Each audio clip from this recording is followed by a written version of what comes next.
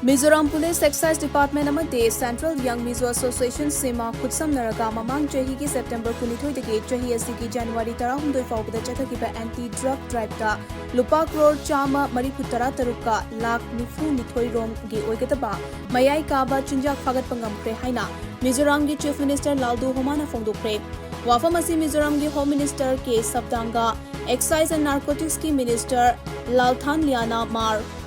Home amade Excise Department ki senior officials sing amade Mizoram ki khwaidagi chawba civil society organization ama oiriba Central Young Mizo Association Semana saruk yaduna pangthokiba awangba thakki mifam amada mahakna fongdokhibani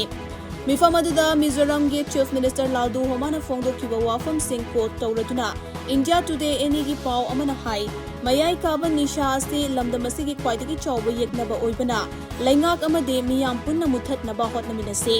Nakal Amaromda Kumza Lisingani Kunmanga da drug Kamari Lainaba case, Chahum Taramapan register Tauki Aduga, Kumza Lisingani Kunmari Dana, Mizoram Ge, Saitwal, Pauswal Amade, Nantial Hariba, Mafam Singh Asidage, Masing Yamlaba Yaba tablets Amade, Atopa Mayai Kaba Nishagi Potlam Kaya Fagatke. State Asidage, Mayai Kaba Chinjak Mutat Naba Miyam Amade, Civil Society Organization Singh Kutsam Naduna, Akan Bamongda Hotna Kigani Hainasu, Chief Minister Laldu Homana Makata K.